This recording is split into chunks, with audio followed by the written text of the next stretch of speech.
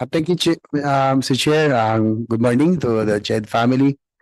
Anyway, as the principal sponsor of the Universal Healthcare Act, patuloy natin binabantayan yung mga pinagtitibay upang matiyak na bawat Pilipino may access sa dekalidad na tatabukahing serbisyong pangkalusugan. And also, we'd like to thank the education initiatives of the higher education institutions na naglalain magbigay suporta sa ating healthcare system. For fiscal year 2026, CHED expenditure program has allocated 150 million as a seed fund for the development of medical schools in 7 new SUCs offering medical programs. Ang katanungan ko po, can the Commission identify which SUCs are included in this initiative and what are the expected outputs or timelines for these new medical programs to become fully operational? Sige, ma'am.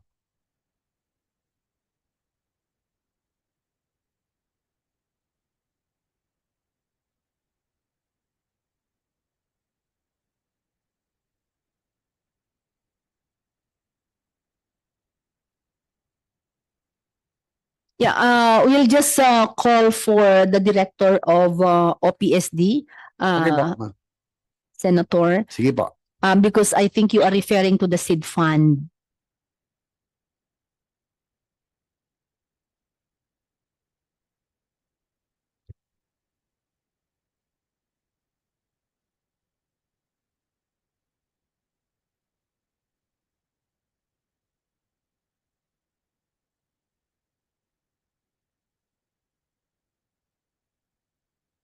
Sige, ma'am.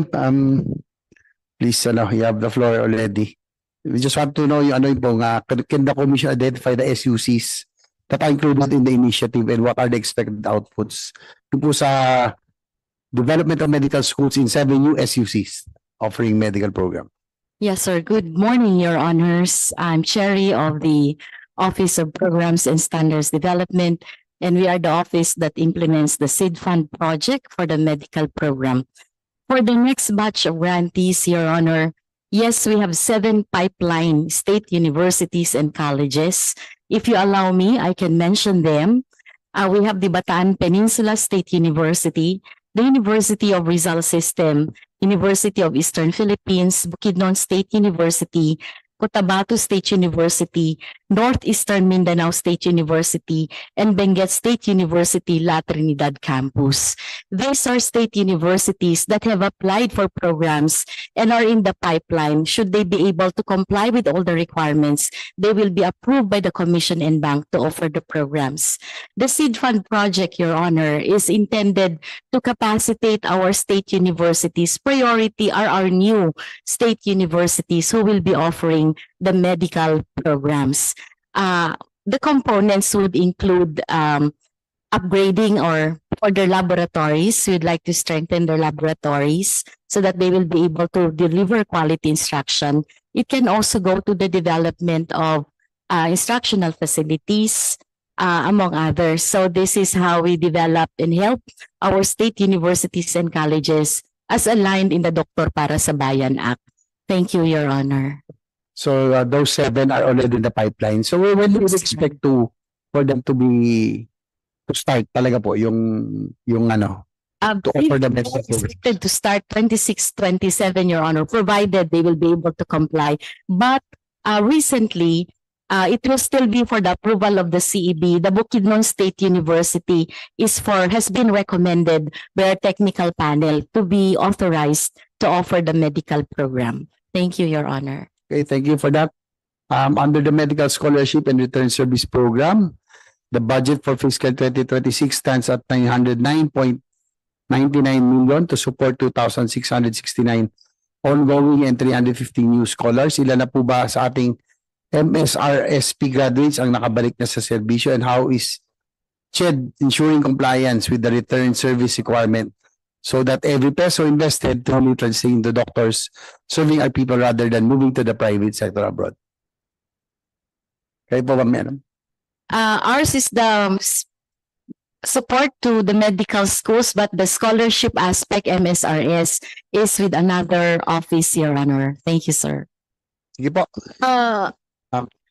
Yes. May we Shirley, go, please. may we request Director Cor to apprise you of the concern Sige, Your ma'am, Honor. you have the floor. Good morning po.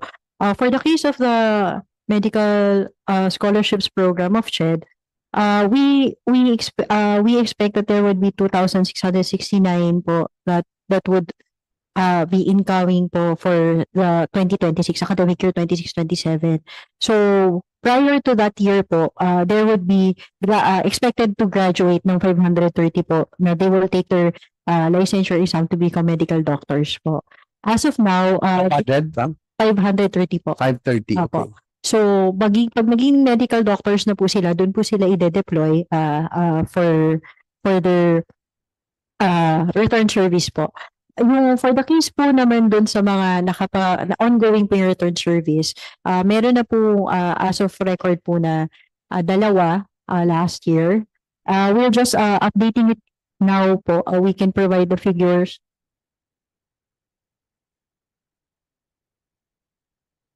Ay, yun po. But as of now, meron na pong dalawa last year po. We're just recalibrating po the figures po kung ilan na po yung for medical internship return service po for this ano po. Okay, thank you for that information. Good to know that there are about 530 Yes, Already.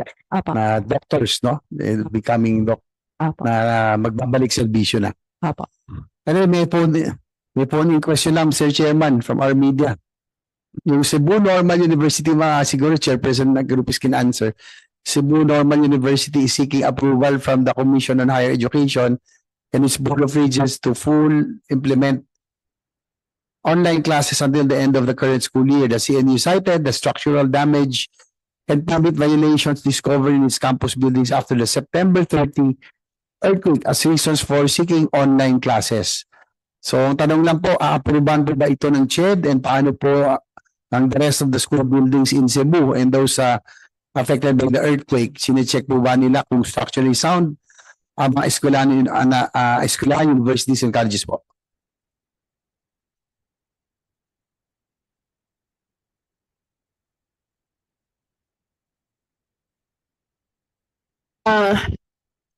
Yes po, there was a first round of offering the online classes. That was before the earthquake, and the reason of the online classes was due to the refurbishment of the ongoing infrastructure in Cebu Normal, which to us, it did not go through the process. And for as a basis for approval, CHED has criteria.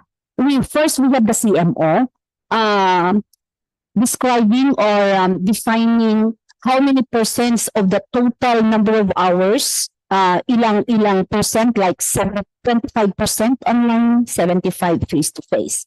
The award the approval of the online classes is subject to the readiness of the university. Kasi po mag-defeat yung purpose. If the university is not really ready with the learning management system, the module, the internet connectivity, then we do not approve such online classes.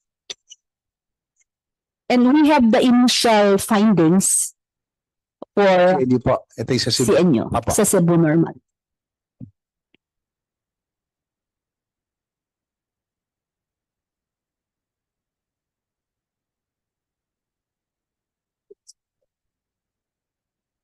Okay, thank you po.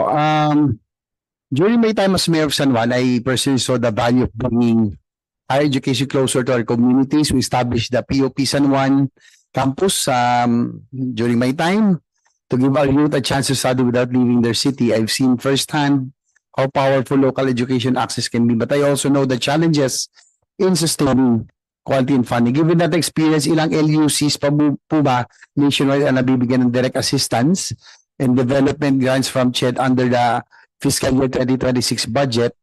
And how does CHED assess their compliance with quality assurance and accreditation standards? Yes, thank you very much for that question, Your Honor. To date, we have 176 LUCs. We only provide free higher assistance to initially 108 pero dalawa ang hindi nag-comply, so nagiging 106 na lang po. Di pa naging Yung- yung University ng Makati tsaka Pero yung University of Makati daw, they are telling me, hindi daw kayo nang hihingi. Kaya po nila siguro. Because yung one sa amin po kasi PUP Zone 1 is funded by the local government, no? Yun po ang ano lang. Kaya lang sana nga po I'm hoping that it will be supported kasi na baka mabiktima rin na politika kasi they have plans of changing it to San Juan Community College kasi nga po akala identify, but I think we know for a fact that PUP has very good reputation, no, na talagang most sought after po ang kanilang mga graduates.